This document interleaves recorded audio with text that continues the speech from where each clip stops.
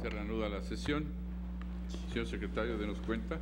Sí, señor ministro presidente. Se somete a su consideración el proyecto relativo a las acciones de inconstitucionalidad 25/2016 y sus acumuladas 27/28/2016, promovidas por diversos diputados integrantes de la 59 legislatura del Estado de México, la Comisión de Derechos Humanos del Estado de México y la Comisión Nacional de Derechos Humanos, bajo la ponencia del señor ministro Pérez Dayán y conforme a los puntos resolutivos que proponen. Primero, son procedentes y parcialmente fundadas las acciones de inconstitucionalidad 27/2016 y 28/2016, promovidas respectivamente por la Comisión Nacional de Derechos Humanos y la Comisión de Derechos Humanos del Estado de México. Segundo, se sobresee en la acción de inconstitucionalidad 25/2016, promovida por los integrantes de la 59 legislatura del Estado Libre y Soberano de México. Tercero, se reconoce la validez de los artículos tercero, fracciones segunda, tercera, quinta y decimosegunda, 12, fracción segunda, inciso B, 14, 15, 16, 33, fracción segunda, 39, 40, con la salvedad precisada en el resolutivo cuarto de este fallo, de la ley que regula el uso de la fuerza pública en el Estado de México, publicada por decreto número 75 en el periódico oficial de dicha entidad federativa el 18 de marzo de 2016. Cuarto, se declara la invalidez de los artículos 12, fracción tercera, incisos A y B, 24, 25, 26, 33, fracción primera en la porción normativa, candados de pulgares, y 40 en la porción normativa. Sin embargo, podrá usarse como primera opción siempre que se cumplan los supuestos y condiciones que establece esta ley y demás disposiciones jurídicas aplicables, todos de la ley que regula el uso de la fuerza pública en el Estado de México, en los términos precisados en el último considerando de la presente ejecutoria. Quinto, las declaratorias de invalidez decretadas en este fallo surtirán sus efectos a partir de la notificación de los puntos resolutivos de esta sentencia al Congreso del Estado Libre y Soberano de México. Y sexto, publíquese esta sentencia en el Diario Oficial de la Federación, en el periódico oficial Gaceta del Gobierno del Estado Libre y Soberano de México, así como en el Semanario Judicial de la Federación y su Gaceta. Gracias, señor secretario. Siguiendo la metodología que ya hemos establecido, pongo a su consideración los considerandos primero y segundo de esta propuesta relativos a la competencia y a la oportunidad de esta acción. ¿Alguna observación en estos dos? En votación económica se aprueba. El tercer, considerando que trata de la legitimación, le doy la palabra al señor ministro ponente, el señor ministro Pérez Dayán. Gracias, señor ministro presidente. Efectivamente, como usted bien lo ha expresado, en el tercer considerando de esta propuesta se examina la legitimación de los promoventes, estableciéndose sustancialmente que deviene improcedente la acción de inconstitucionalidad promovida por los 51 diputados de la 59ª legislatura del Estado de México, en virtud de que constituyen el 68% de los miembros que integran tal cuerpo legislativo, es decir, una mayoría incluso calificada.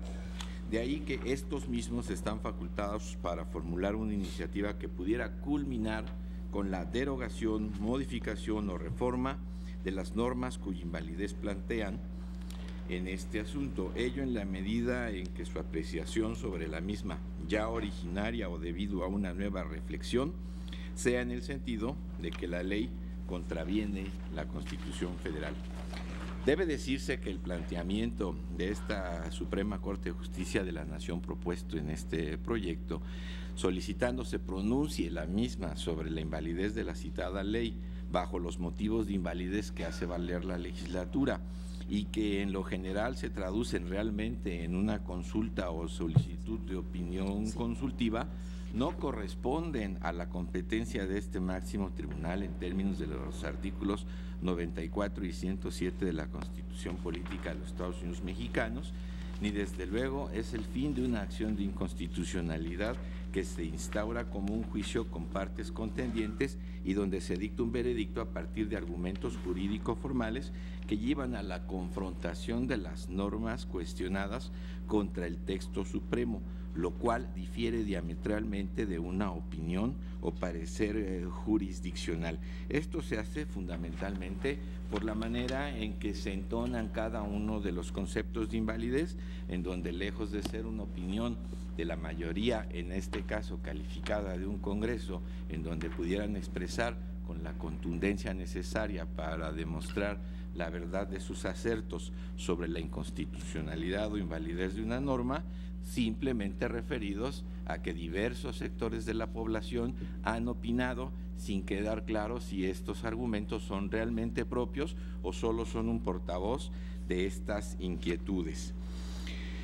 Es importante señalar que para la información que se tuvo que traer y la presentación de la propuesta que tienen ustedes a su consideración, se tomaron en consideración tres aspectos fundamentales. Uno de ellos, un precedente existente en la segunda sala de esta Suprema Corte de Justicia de la Nación, resuelto por unanimidad de votos, que fue el recurso de reclamación 10-2007, derivado de la acción de inconstitucionalidad 156 de 2007, bajo la ponencia de la señora ministra Margarita Beatriz Luna Ramos, que si bien el punto central en ese momento no era específicamente sobre el número de integrantes que deben firmar o signar una acción de inconstitucionalidad, en tanto estos pudieran rebasar la mayoría, son constantes las referencias al proceso legislativo, desde la iniciativa misma de la reforma constitucional, como en el diario de los debates, en donde consta que la voluntad del constituyente lo fue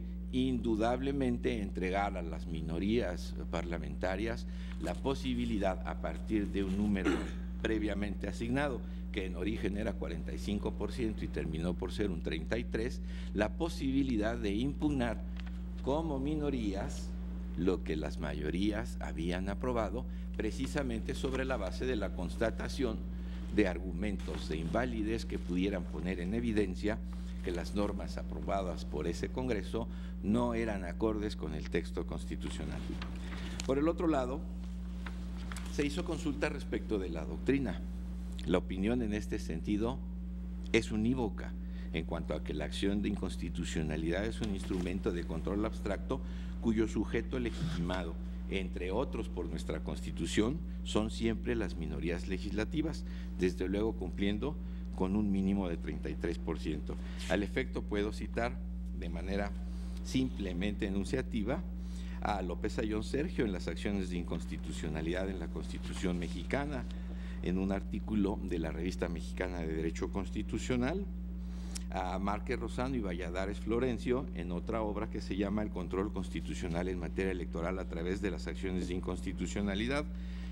Es de destacar la opinión que el doctor Héctor Fix Fierro tiene sobre el particular, quien analizando exactamente los alcances de la disposición constitucional en dos obras, en dos monografías, una de ellas la defensa de la constitucionalidad en la reforma judicial de 1994 y la reforma judicial de 1994 y las acciones de inconstitucionalidad, destaca por qué una minoría puede tener la posibilidad de acudir a un tribunal constitucional a efecto de ejercer lo que la democracia precisamente exige, una voz que pueda tener finalmente un reflejo en una decisión de carácter legislativo. Más extenso aún es la opinión que vierte el doctor Héctor Fix Amudio en su obra Significado actual del control constitucional en México, quien citando a Luca Messet y a Philippe Loic en sus obras Justicia Constitucional y la oposición parlamentaria y las grandes decisiones del Consejo Constitucional francés, afirma que este derecho de las minorías, contenido en el artículo 105 constitucional, funciona como la oposición política garantizada.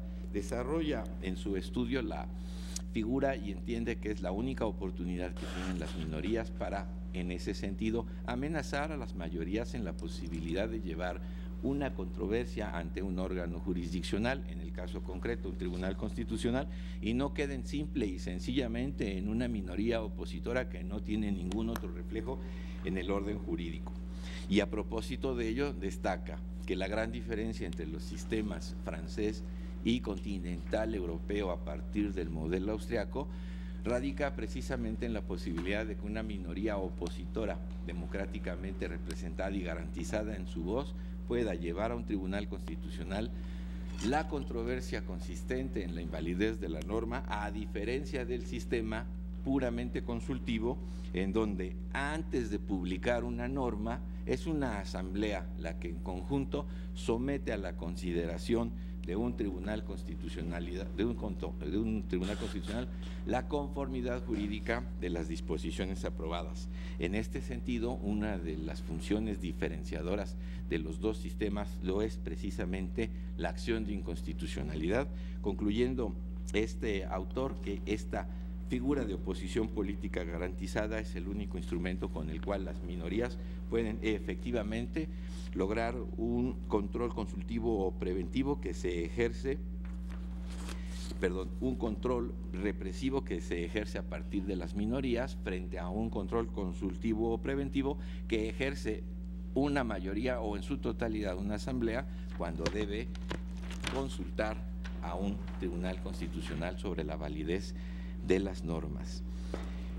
En el ámbito internacional, en la Academia Universal, Hans Kelsen, en su libro Justicia Constitucional, entiende que estos instrumentos deben servir en las democracias parlamentarias a las minorías como medio de protección eficaz contra el principio mayoritario del proceso legislativo.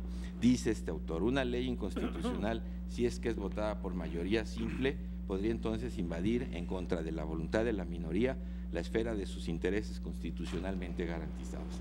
Si se ve que en la esencia de la democracia no es la omnipotencia de la mayoría, sino el compromiso constante entre los grupos representados en el Parlamento por la mayoría y la minoría y por tanto en la paz social, la justicia constitucional aparece como un medio particularmente idóneo para realizar esta idea. La simple amenaza de la interposición de un recurso ante el Tribunal Constitucional puede ser en las manos de las minorías un instrumento propicio para impedir que la mayoría viole inconstitucionalmente sus intereses jurídicamente protegidos y para oponerse en última instancia a la dictadura de la mayoría, que no es menos riesgosa para la paz social. Finalmente, Luigi Ferrajoli, en el mismo sentido, entiende que para que un sistema político sea democrático es necesario que mediante un control se contrarreste o sustraiga de las mayorías el poder de sometimiento a su decisión, ello a través de límites y vínculos que establezcan lo que dicho autor en todo caso llama esfera de lo no decidible, es decir, el resultado del ejercicio democrático, aun siendo la legal expresión de la voluntad de la mayoría legislativa, debe someterse por las minorías a un análisis de regularidad a través de la decisión de un tribunal constitucional. Finalmente, se entiende que de ser esto una decisión consultiva, esta Suprema Corte terminaría por ser parte del proceso legislativo, pues en una determinante de esta naturaleza, la decisión alcanzada por esta Suprema Corte en su condición de Tribunal Constitucional no sería optativa para el Congreso o Asamblea. El Tribunal entonces se convierte en un legislador positivo y sus observaciones entonces serían vinculantes. Todo esto podría suceder si la Constitución hubiera previsto este sistema como un esquema de certificación que pudieran utilizar los congresos antes de la publicación de la norma, lo cual en el caso no opera. Recibí una atenta comunicación sobre la expresión partes a que se refiere la hoja 44, pues efectivamente, como bien se señala en esta observación, parece difícil aceptar unívocamente que en una acción de inconstitucionalidad hay una parte actora y una parte demandada. Efectivamente, sobre esa base yo propondría hacer cambio en esta disposición cuando se trata de explicar que si se considera que la mayoría parlamentaria puede estar aquí accionando en contra de quien se defiende sobre una acción de inconstitucionalidad, que es otra mayoría, al mismo tiempo tendríamos una mayoría que pretende la invalidez de una norma y otra mayoría que contesta diciendo que no, lo cual creo rompe el esquema tradicional de toda contienda independientemente de que le llamemos o no actor y demandado. Bajo esta perspectiva haría el cambio solo para llamar partes contendientes, pues una argumenta un concepto de invalidez que en el caso ni siquiera cumple con esa formalidad y en la otra la parte que contesta simplemente se opone a la veracidad de estos argumentos. De ahí que agradezco la observación y cambiaría a la expresión no actor y demandado, sino contendientes. Si son efectivamente contendientes, pues tanto la accionante como quien contesta en nombre de la Asamblea sostienen y difieren en cuanto a los conceptos que se expresan sobre la validez o invalidez de la norma. Es eso lo que contiene la explicación de la legitimación señoras ministras, señores ministros, señor presidente, desde luego reconociendo la legitimación de los otros dos accionantes, que lo son la Comisión Nacional de los Derechos Humanos y la Comisión Estatal de los Derechos Humanos. Gracias, señor presidente. Gracias, señor ministro. Tiene la palabra el señor ministro Cosío. Gracias, señor presidente. Efectivamente, en este considerando tercero relativo a la legitimación hay dos partes. La segunda, relativa a las comisiones nacional y estatal de derechos humanos, a las que se refirió el señor ministro ponente, con las cuales desde luego no tengo problema. El problema que tengo es con la legitimación o falta de legitimación de los integrantes de la 59 legislatura, lo cual va de las páginas 33 a 44 del proyecto. No desconozco que el tema que plantea el ministro Pérez Dayán es un tema interesante, sin embargo no coincido con ninguna de las tres razones que originalmente estaban en el proyecto, ni con las que acaba de señalar ahora en su muy interesante presentación, y voy a decir por qué no coincido con eso. El primer argumento es que dice que los diputados no pueden promover una acción de inconstitucionalidad si representan un número suficiente que autónomamente pueda modificar la norma. Yo creo que este es un asunto complicado. ¿Por qué? Porque habría que hacer diferencias muy importantes entre quórums de asistencia y quórums de votación. No es lo mismo toda acción de un órgano jurisdiccional que participa o que puede integrarse por distintas mayorías. Entonces, en ocasiones, siendo la mayoría del quórum de asistencia, la mitad más uno de los diputados, los que pueden aprobar una legislación o una norma general en la Cámara, es muy diversa en virtud del sentido neutro que tienen las abstenciones en la Cámara. Entonces, no es tan así la relación aritmética que se presenta en este mismo caso y que me parece que habría que señalar en ese sentido, o al menos diversificar las muy distintas maneras en las que las distintas cámaras se participan, lo cual me parece que es un problema importante. En segundo lugar, yo lo que leo es en el artículo 105, fracción segunda, que el 33% es un mínimo. No encuentro que el 33% sea un tope, ni mucho menos un número fijo. Del 33% para arriba, en cualquier lectura, digámoslo, literal, si queremos, o en una lectura media con un significado ordinario de las palabras, me parece que se está generando esta condición. Tomado aisladamente, nos llevaría a decir que todo aquello que es arriba del 33% es una causal de improcedencia. Esto es lo que en rigor está sosteniendo el proyecto. Entonces, 33% o abajo procede la acción. ¿Por qué? Por la legitimación. 33% para arriba, bajo ese número fijo, ya no procede la acción de inconstitucionalidad y consecuentemente tenemos ahí una causal de improcedencia de la propia acción por parte no legitimada, medio escondida, medio autónomamente manifestada. Yo con toda franqueza creo que esto no es así. Ahora, de la lectura que se hace en la exposición de motivos, yo tampoco veo este aspecto, porque la propia exposición de motivos me parece que distingue dos problemas centrales, que es la representación mayoritaria con los temas de constitucionalidad. Es cierto que las cámaras se integran por representantes, en el caso de la legislatura del Estado de México igualmente, pero eso, con todo respeto, ¿qué tiene que ver en esta condición de integración de la Cámara con una representatividad importante, con la idea de constitucionalidad? Este es un tema que en un momento vendré. Cuando se insiste en fuerzas minoritarias, es decir, no puede haber una fuerza que no sea minoritaria si no está en el 49% de la integración de la Cámara. Eso es lo minoritario. Cuando llega a 50 ya no es una fuerza minoritaria porque tiene un empate con la otra porción de la Cámara, una porción que por lo demás está muy dividida, muy fragmentada. Estamos tomando casi orgánicamente, o más que orgánicamente, casi corporativamente las integraciones de las cámaras, como si no hubiera partidos diferenciados, sino como si hubiera dos sectores, el mayoritario, independientemente de su integración partidista o de independientes, y el minoritario, independientemente de su integración. Creo que ver así las cosas en términos de un bloque, a mí en lo personal me resulta muy difícil. Un segundo argumento para plantear este tema es el que se dice. En realidad lo que sucede es que estos miembros de la legislatura, el 78%, nos están haciendo una consulta. Y yo francamente no lo veo así y lo extraigo del mismo proyecto. Les pido por favor que vayamos a la página 5, donde están los preceptos constitucionales y convencionales que se estiman violados y los conceptos de invalidez por los diputados de esta legislatura. Allí se nos dice que podrían ser violados los artículos 4, 6, 9, 14, 16 y 21 de la Constitución y los artículos 8, 9, 13, 15, 16 y 25 de la Convención.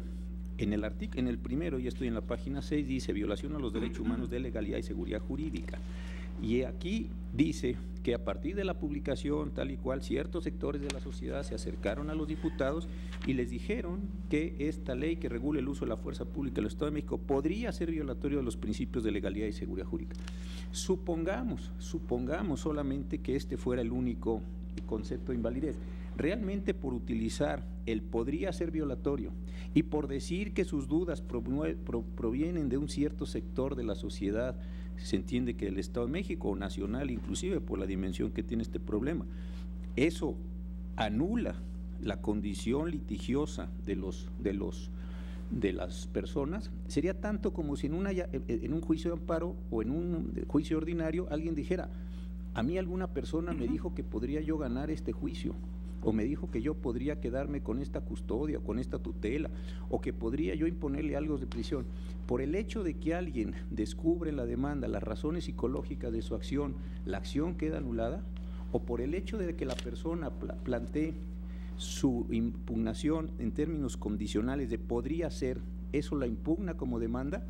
Vamos al segundo concepto, invasión de la esfera de facultades del Congreso de la Unión. Diversos sectores se han pronunciado en el sentido de que la legislatura podría carecer de competencias. Este ya es argumento jurídico serio. Violación a los derechos humanos de libertad de expresión. Los artículos tales y cuales de la ley podrían ser contrarios a los preceptos 14 y 16 de la Constitución y 9 de la Convención. Y después nos dice por qué. Ello en tanto podría interpretarse en el sentido de que fijan supuestos genéricos, etc. Cuarto, violación de los principios de legalidad y seguridad jurídica respecto al uso de las armas letales.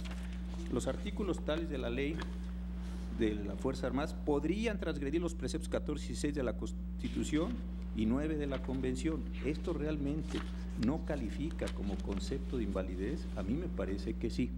¿Por qué razón?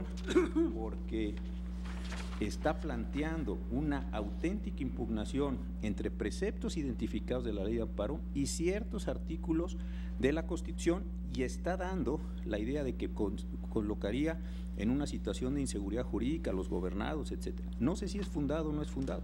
Lo que sí sé es que a mi juicio sí hay un planteamiento. Violación del derecho humano de expresión y reunión. Los artículos tales de la ley podrían en que se podría utilizar la fuerza.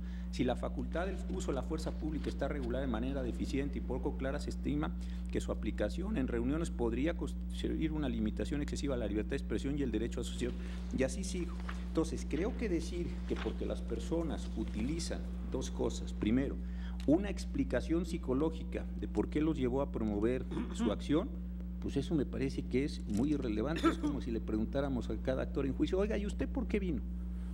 Realmente díganos su motivación jurídica. Yo creo que con toda razón nos puede costar a usted qué le importa. Yo vine porque quiero litigar y porque creo que se ha violado un derecho, primer problema. Y segundo, si en una demanda nos dijeran podría ser violatorio, creo que podría, mientras califique con dos condiciones, el precepto que estima violado y el precepto constitucional que sirve de parámetro de regularidad para ese asunto, yo con eso me parece podríamos valorar estos temas. Y después hay un problema tercero. En la acción de constitucionalidad se dice no hay un bueno, el argumento tercero es una mayoría parlamentaria no podría promover acción de inconstitucionalidad porque entonces sería actor y demandado y sería el mismo sujeto. Las mayorías parlamentarias cambian cuando cambian las legislaturas. La legislatura de ayer no es la legislatura de hoy, primero. Y segundo, ¿qué realmente le podemos exigir a una legislatura? Que no tenga un cambio de criterio cuando ha aprobado una ley, es decir, se queda amarrada esa legislatura con la posición que tuvo. Ese es un primer problema. Y un segundo problema, la legislatura no puede preguntarse por la constitucionalidad de las normas que ellos han aprobado mediante el ejercicio de una acción de inconstitucionalidad. Esto no puede ser una consulta porque las consultas no tienen un efecto vinculante.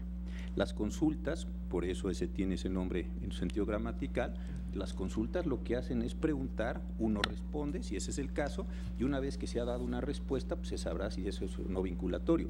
Pero en el momento en que las personas vienen por un porcentaje mayor al 33%, que no me parece que sea limitativo. 2, es verdad que estas personas aprobaron la ley, pero pueden tener dudas ciertas sobre la constitucionalidad de su disposición. 3, lo plantean, más allá de los elementos psicológicos a los que me he referido, como un auténtico problema de contraste entre la ley y la Constitución.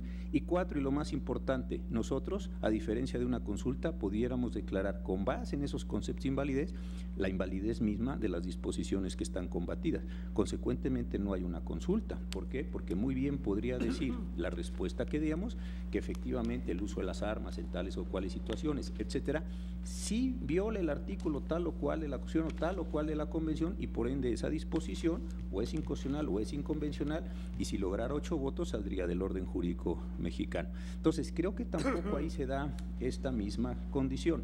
Ahora, eso es en cuanto al proyecto. De lo que se dijo hoy, es verdad que la doctrina ha dicho esas cosas y otras que podríamos aquí recordar todos, pero creo que la doctrina lo único que está diciendo es que es un juicio de protección de minorías. ¿Por qué es un juicio de protección de minorías? Por el porcentaje que se fija, pero no quiere decir que cuando diga que es un juicio de protección de minorías queden las mayorías excluidas de toda posibilidad litigiosa dentro de esos procesos. Creo que son dos cosas distintas.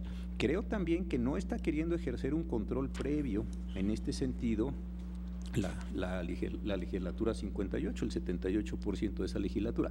¿Por qué no está ejerciendo un control previo? 1, porque el mecanismo no existe en nuestro orden jurídico, hay muchas propuestas que se han planteado para que lo tengamos y no existe. 2, porque a diferencia de un control previo, aquí no, aquí se podría llegar a declarar la invalidez de los preceptos que están siendo impugnados. Y 3, tan existe conflicto que precisamente un porcentaje de la Cámara plantea la acción y un porcentaje de la Cámara o la mesa directiva de la Cámara, en representación del resto de sus compañeros, contesta la demanda de la acción de inconstitucionalidad. Eso me parece que precisamente es lo que hace una diferencia central y sí genera una condición litigiosa.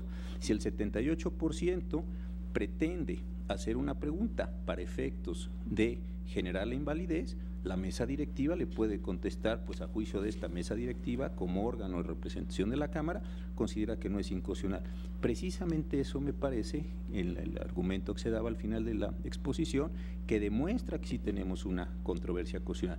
Yo por esas razones, estando de acuerdo en la legitimación de la Comisión Nacional y en la Comisión Estatal, ambas de Derechos Humanos, desde luego, también estoy de acuerdo, o más, en que tiene la legitimación este 78% de los diputados integrantes de la 59 legislatura, y por eso creo que sí debiéramos, 1, reconocer la legitimación y 2, entrar a un análisis integral de sus conceptos de invalidez. Gracias, señor presidente. Gracias, señor ministro Cosío. Señor ministro Saldívar, por favor. Gracias, señor presidente. Faltan 5 minutos para que sea la hora en que usualmente concluimos la sesión. Yo consultaría a usted, señor presidente, requeriría un poco más de tiempo. Si me puedo tomar 10 minutos adicionales o me anota para el jueves, lo que usted Yo creo que podríamos tomar los 10 minutos más. Perfecto. Gracias, señor presidente. Yo tampoco comparto esta parte del proyecto. Coincido con mucho de lo que dijo el ministro Cosío y adicionalmente estoy en contra tanto de las argumentaciones del proyecto como las que se dieron ahora por el ministro ponente en atención a lo siguiente. En primer lugar, desde un punto de vista tanto de la doctrina, ya que se ha hablado de la doctrina, como de la práctica de la justicia constitucional, no solo en México, sino en general en el mundo, se ha establecido de manera reiterada por los doctrinarios y por los tribunales, incluyendo esta Suprema Corte, que la regla general es la procedencia de los juicios de constitucionalidad, llámense amparo, acciones de inconstitucionalidad o controversias constitucionales, y la excepción es la improcedencia. Y si esto es así, la improcedencia del juicio requiere, por un lado, texto constitucional expreso y 2, son de aplicación estricta. No se pueden ampliar con motivaciones de la exposición de motivos, del proceso legislativo, con argumentos sociológicos, crear una improcedencia que no esté en la Constitución. Inclusive las causales de improcedencia del juicio de amparo que están en la ley de amparo o de las acciones y controversias que están en la ley reglamentaria correspondiente son constitucionales sí y solo si repiten las improcedencias constitucionales o establecen aquellas que se derivan de la propia técnica de cómo generó el constituyente las instituciones. Y las improcedencias jurisprudenciales que ha establecido esta Corte a lo largo del tiempo siempre se apoyan en la interpretación de estas improcedencias constitucionales o legales. Las improcedencias, al ser excepciones al principio de procedencia, al principio de proacción, no pueden generarse de manera espontánea por un tribunal constitucional. Esto es contrario a la práctica reiterada de esta Suprema Corte y a la práctica de la mayoría de los tribunales constitucionales serios del mundo.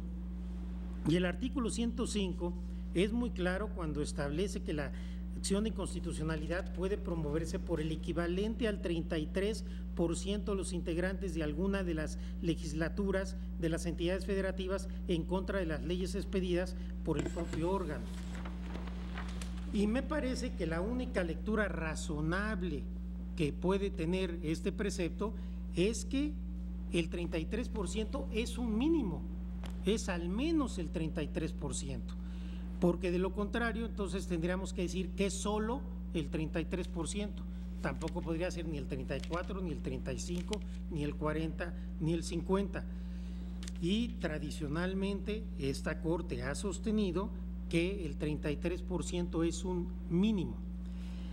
Hay dos argumentos fundamentales que utiliza el proyecto para establecer que no hay legitimación en este asunto. Primero, se dice que el procedimiento de reforma constitucional, artículo 105, se advierte que la acción de inconstitucionalidad fue concebida como un mecanismo a favor de las minorías legislativas. Y segundo, que una mayoría de diputados de una legislatura sería suficiente para derogar o modificar la norma que estiman inconstitucional, lo que haría necesario recurrir al control constitucional. Después me referiré al argumento psicológico o del lenguaje utilizado. El primer argumento me parece que no se sostiene. Una cuestión es que, de acuerdo al procedimiento legislativo, esta acción de inconstitucionalidad se haya concebido para defender a las minorías, y otra es establecer que a partir de ahí, sin que el constituyente lo haya previsto, nosotros vamos a establecer un tope máximo a quienes pueden promover la acción. Me parece que sería extrapolar por completo lo que estableció el constituyente. Y todos los doctrinarios que nos han señalado, hasta donde yo entendí, todos hablan de que el origen de esto es proteger a las minorías. No dicen qué pasa cuando lo promueve una mayoría, y aunque lo dijeran, pues no nos vincula, salvo que nos dieran argumentos sólidos para sostener otra cuestión. Que el medio de control haya sido pensado para proteger a minorías legislativas no quiere decir que nosotros vamos a traducir esa intención en una regla de improcedencia, porque aquello fue únicamente para advertir, para justificar por qué se requería un instrumento de defensa de las minorías, la conveniencia para establecer este control. Una cosa son las razones que tuvo el poder reformador de la Constitución para adoptar una institución procesal, y otra muy diferente la manera como la institución fue diseñada, y la institución no establece en modo alguno un límite máximo a el porcentaje de legisladores que pueden impugnar una reforma. El segundo argumento sobre que podrían reformar la ley me parece que tampoco avala la postura del proyecto. Ya hablaba el ministro Coisillo, yo coincido, la diferencia de quórum de asistencia de votación, pero además me parece que esto parte de una situación meramente hipotética. ¿Podrían reformarla? No lo sabemos. Los procesos políticos legislativos parten de una gran cantidad de coyunturas, con dependencia del cambio de integraciones. el momento político, el quórum, la situación, los arreglos políticos entre las fracciones. Y otra regla que ha sido invariable en esta Suprema Corte es que las causales de improcedencia deben estar plenamente probadas. Aquí se establece una causal de improcedencia por una razón hipotética, pero además me parece que se incurre en una confusión. El proceso legislativo no es un medio de control constitucional, donde sacamos que como eventualmente, hipotéticamente, se pudiera quizás reformar la ley, se pierde la acción de un mecanismo de control abstracto de la constitucionalidad. Este es un control abstracto que se promueve en interés de la propia Constitución y que me parece que se distingue claramente entre una mayoría o minoría, un porcentaje que promueve la acción y quien, representando al órgano, en este caso al Congreso local, contesta la demanda. Yo creo que son cosas muy distintas. Y esto que estamos sosteniendo ha sido reiteradamente establecido por los precedentes de este Tribunal Pleno, en el cual se ha dicho que la conducta asumida por alguno de los órganos que participan en el proceso legislativo no tiene implicación alguna en la acción en contra de la ley. Por ejemplo, en 2 acciones de inconstitucionalidad de este Tribunal Pleno. La Suprema Corte ha sostenido que no es requisito para la procedencia de la acción de inconstitucionalidad que los diputados hayan votado en contra de la ley. Podríamos, todos los argumentos que se han dado en el proyecto, asumirlos para decir entonces si votaste a favor de la ley no tienes acción. Y también se ha dicho que el presidente de la República puede impugnar en acción de inconstitucionalidad aunque no utilice el veto. El veto también puede hipotéticamente llevar a una modificación del proyecto de ley que se le presenta al presidente. Sin embargo, la Corte ha dicho que este no es menoscabo, es decir, la conducta de quienes aprueban una ley o quienes participan en el proceso legislativo no les resta la acción. Y por último, este argumento de interpretar el lenguaje de la acción, a mí me parece que esto no hay manera de que a partir de que se utilice el lenguaje vamos a decir que la acción es improcedente. Basta que haya un escrito en el que se impugna una determinada ley, en el que se identifican los preceptos y se dan argumentos para que por esta circunstancia se tenga necesariamente que admitir a trámite por esta razón la acción de inconstitucionalidad. No creo que nos toque a nosotros tratar de adivinar cuál es el estado psicológico de quienes promueven acciones, juicios o recursos, y me parece que el lenguaje de podría no lleva a conclusión de que no puedan hacerlo. Incluso muchas veces en este Tribunal Pleno, en proyectos que se han presentado, se dice, ¿qué nos vino a preguntar el quejoso? ¿O qué nos vino a preguntar el actor? Y ponemos a partir de preguntas los proyectos. Entonces, a mí me parece, con todo respeto, que sería un precedente sumamente peligroso interpretar el lenguaje de una norma, de una demanda, cuando además hay suplencia de la queja absoluta. No sé, si como dijiste, podría ser inconstitucional y no que es inconstitucional, entonces es improcedente. Yo no lo puedo, por supuesto coincido. No es una consulta. Si fuera una consulta no podríamos anular la ley con efectos generales. No es un control previo porque no existe, y la comparación que hacía el maestro Fix-Amudio, que el ministro Pérez Dayán refería entre el sistema francés y el sistema europeo continental, es tan diferente porque en el sistema francés no hay tribunal constitucional. Entonces hay una especie de consulta, de control previo, son sistemas completamente distintos, y yo no conozco ningún doctrinario que haya dicho que tiene que haber un tope a los legisladores que vienen a impugnar una norma. Consecuentemente, yo estoy en contra de esta parte del proyecto. Me parece que contradice una tradición añeja de esta Suprema Corte en materia de improcedencias, me parece que desconoce una tradición de más de 21 años de cómo hemos manejado en este tribunal la acción de inconstitucionalidad, y me parece que generaría un precedente peligroso en cuanto que nosotros pudiéramos generar, diseñar y elaborar causas de improcedencia que no tienen fundamento en texto constitucional. Gracias, presidente.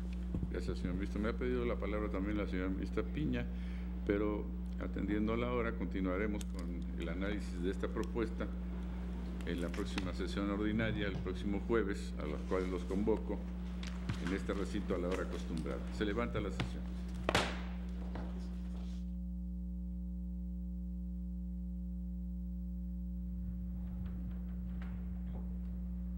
Concluyó la sesión ordinaria del Tribunal Constitucional de nuestro país, donde el Pleno resuelve un asunto y se encuentra en este momento en el estudio del segundo de los asuntos listados para esta sesión ordinaria. En primer término, un asunto importante, la Declaratoria General de Inconstitucionalidad número 2, diagonal 2016.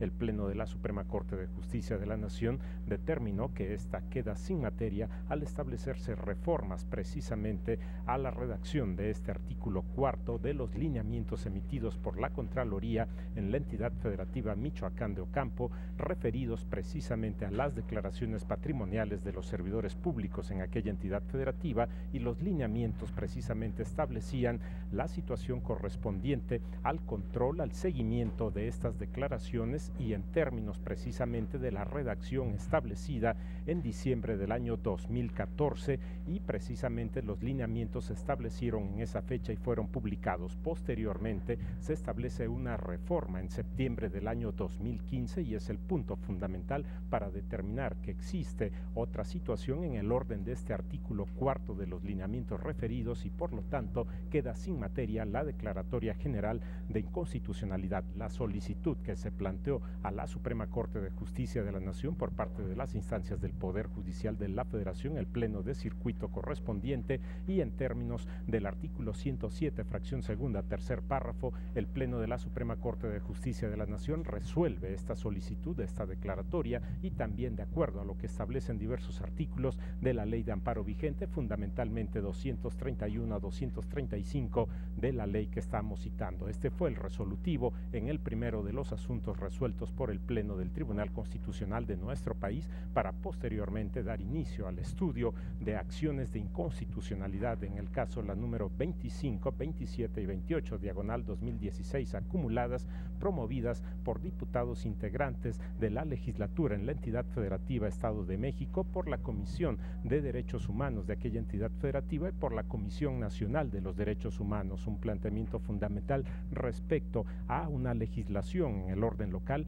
la ley que regula el uso de la fuerza pública en el Estado de México. Este asunto continuará en la siguiente sesión ordinaria del Tribunal Constitucional de nuestro país, cuando en este momento el debate se ubica en la legitimación, un aspecto procesal importante en términos de lo que marca la Constitución Política de los Estados Unidos Mexicanos y también la ley reglamentaria del artículo 105, fracciones primera y segunda de la Constitución Política Federal.